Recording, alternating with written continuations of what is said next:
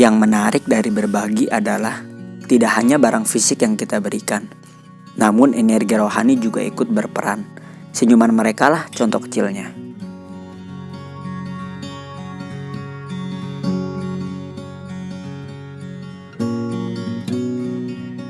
Maaf sebelumnya, karena dari cerita saya ini ada beberapa momen yang tidak saya liput karena ide untuk mengupload ini di YouTube itu di hari ke-5 atau ke-6 saat berada di kota Hatay. Ya, Hatay. Hatay adalah sebuah provinsi Turki dan terletak di sebelah selatan bagian tengah. Dan tempat saya menetap itu di daerah Reyhanlı, yang mana hanya berjarak 73 km ke kota Aleppo dan 62 km ke kota Idlib, Suriah. Yang mana di daerah itu pula terdata lebih banyak orang Suriahnya daripada penduduk lokal, yaitu 125.000 penduduk dari Suriah dan 90.000 penduduk lokal. Jadi saya cerita dikit dulu nih, asal muasalah saya bisa ke kota Hatay. Awalnya H-3 keberangkatan ketika program pengajian malam Jumat Pemuda Kayseri, Nabil, salah satu abang kelas 1 tingkat yang paham juga mengenai bidang videografi. Nah, dia itu nawarin saya buat ikut ke Hatay. Katanya ada proyek di sana dari salah satu lembaga kemanusiaan terbesar di Indonesia, yaitu Aksi Cepat Tanggap atau biasa disebut ACT. Proyek untuk meliput kegiatan di sana, mulai dari pengemasan paket sembako, wawancara, pendistribusian, dan lain-lain. Dan dijadikan beberapa video yang nantinya akan dipublish di sosial media mereka. Dan kami harus menetap di sana kurang lebih 1 minggu. Secara pribadi saya merasa belum begitu ahli dalam bidang videografi. Namun saya tidak pikir panjang mengenai tawaran tersebut. Spontan saya berkata, "Ya udah bantai." Kata yang sering saya lontarkan kepada teman-teman di sini ketika mengiyakan sesuatu secara pasti.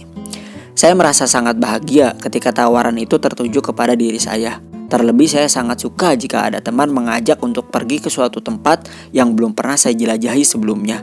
Selain senang bersatu dengan alam, juga senang mempelajari sesuatu yang baru. Mungkin inilah awal keberanian saya untuk bisa bercerita.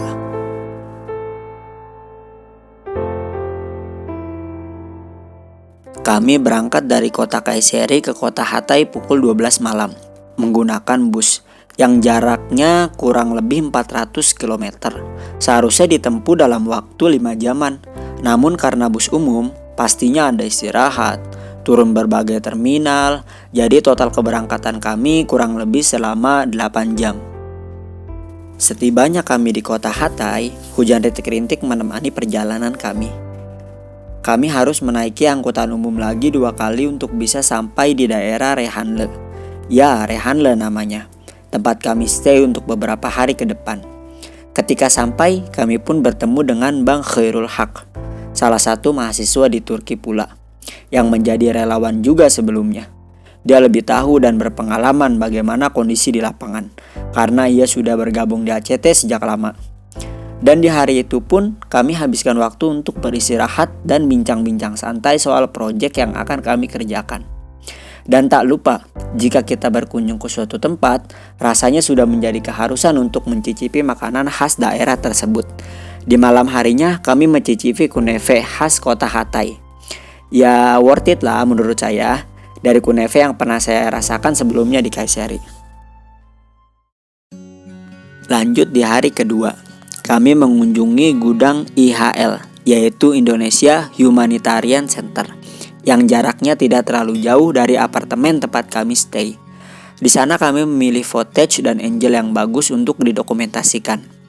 Karena cuacanya yang sedikit tidak mendukung untuk proses pengambilan video, kami memutuskan untuk mengundurnya di hari esok.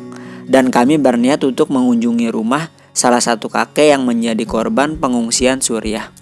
Jarak rumahnya tidak terlalu jauh pula dari gudang.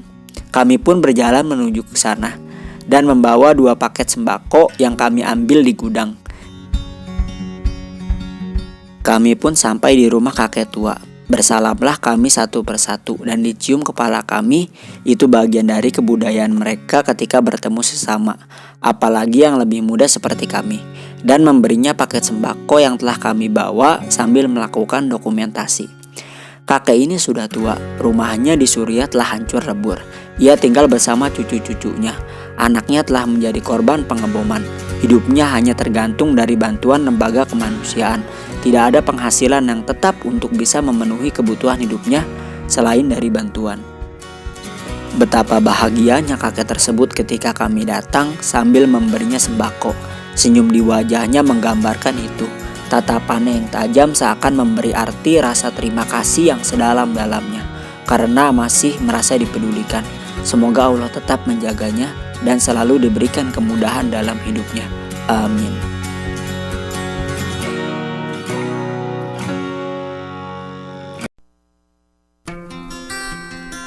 Lanjut di hari ketiga, kami keluar rumah pukul 10 pagi, pergi menuju gudang IHL.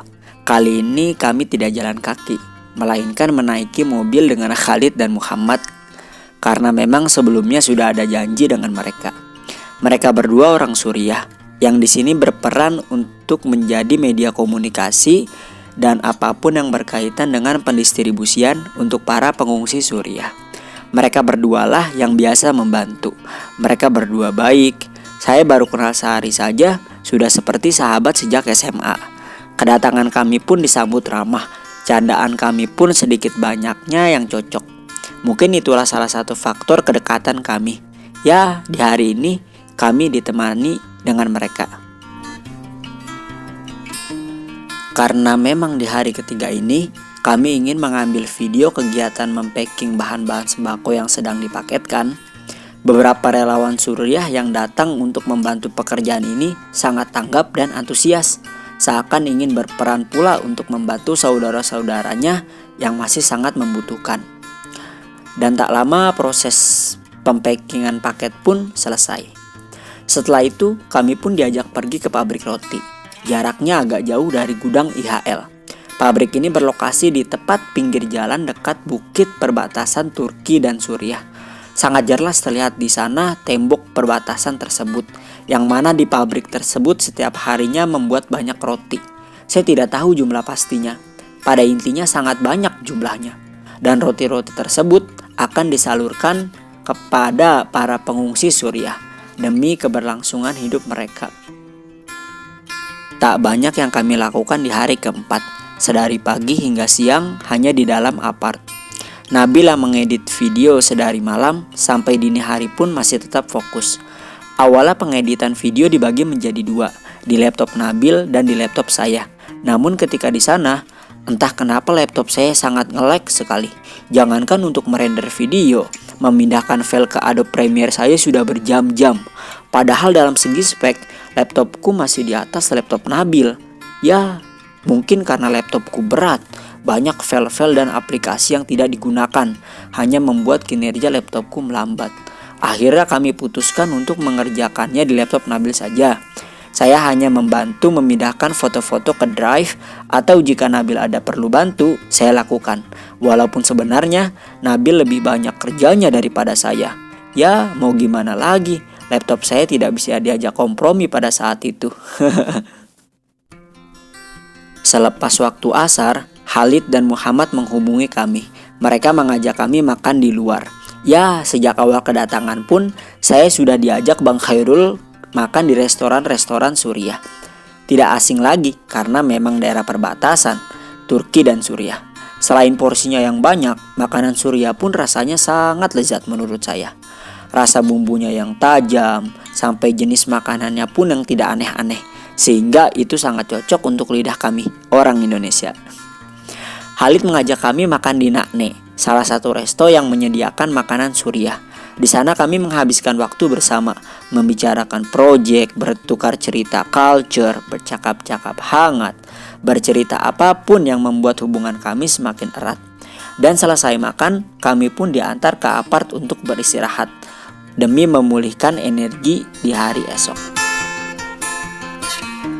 Di hari kelima selepas makan siang, kami beranjak pergi ke asrama Suriah, yang mana di sana tempat ibu dan anak-anak kecil para korban pasca pengeboman di Suriah tinggal. Kali ini kami ditemani Bang Said. Ia datang ke apartemen pada malam hari pukul 12. Dia adalah salah satu staf ACT. Sepak terjangnya di lembaga kemanusiaan ini pun sudah tidak diragukan lagi. Banyak ilmu baru yang saya dapatkan darinya. Letak asramanya persis di pinggir perbatasan. Terlihat jelas tembok panjang yang berdiri kokoh di perbukitan.